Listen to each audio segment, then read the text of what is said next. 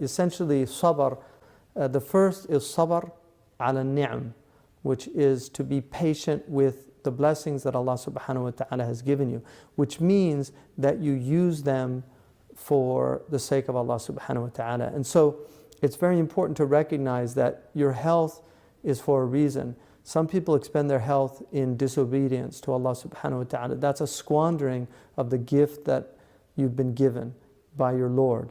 And other people, for instance, they have a lot of wealth, they end up wasting their money. Somebody who collects cars, this is a sign of deep material sickness. People that collect cars, people that constantly are buying things, consumerism. These are real diseases in the heart. If you look at the Prophet ﷺ, when he returned to his Lord, Aisha brought out his possessions. And this is something that's famous about Gandhi, when they show you what the possessions that he died with. Our Prophet ﷺ actually had fewer possessions.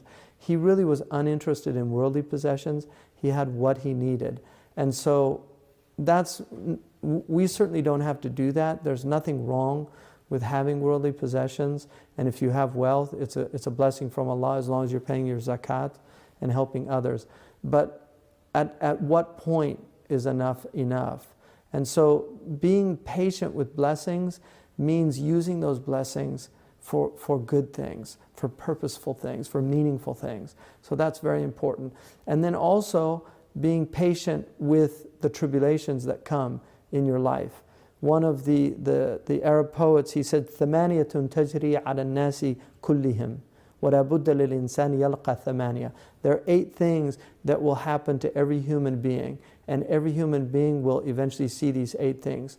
سُرُورٌ وَحُزْنٌ وَاجْتِمَاعٌ وَفُرْقَةٌ وَيُسْرٌ وَعُسْرٌ ثُمَّ سُقْمٌ وَعَافِيَةٌ. So these 8 things are surur, joy; huzn, depression; ijtima'un, coming together; furqatun, dispersing, separate, so gathering and separation; yusrun, ease; usrun, hardship; and then sickness and health.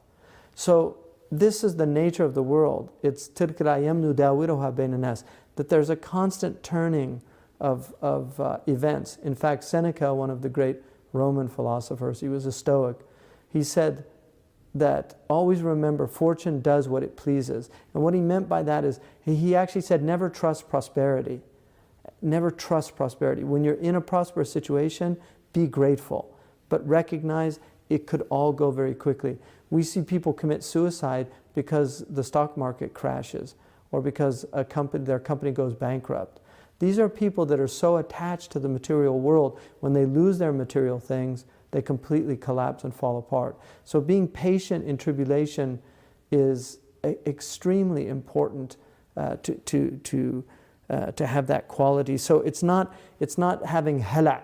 Allah subhanahu wa ta'ala says in the Quran, خُلِقَ الْإِنسَانُ هَلُوعًا, that human beings are created in a state of anxiety. If you look at the child when it first comes into the world, it goes into total anxiety, and it needs to be soothed by the mother.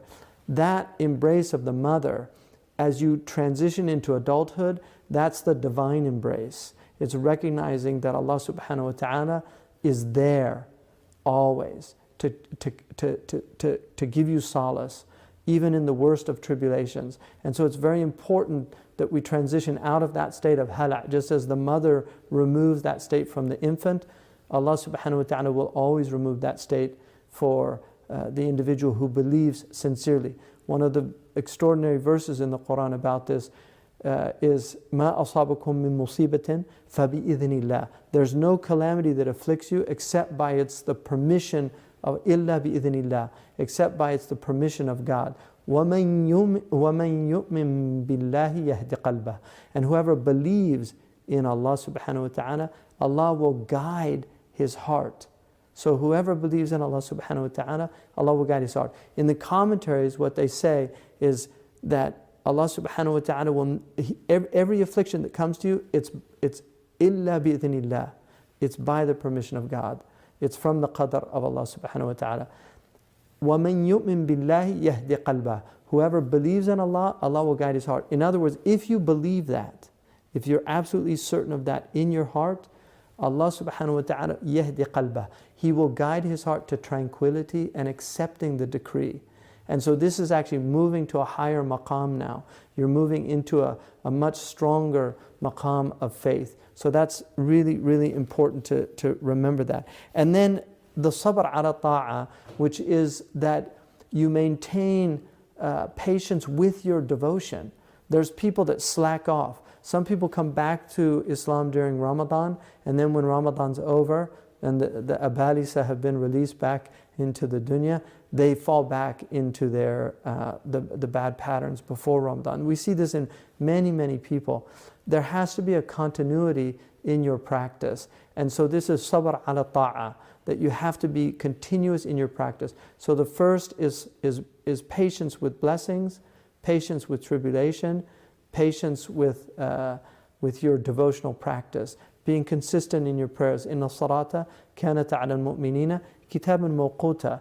That the prayer is in these defined times. Some people find this difficult to understand about Islam, people outside of the faith. This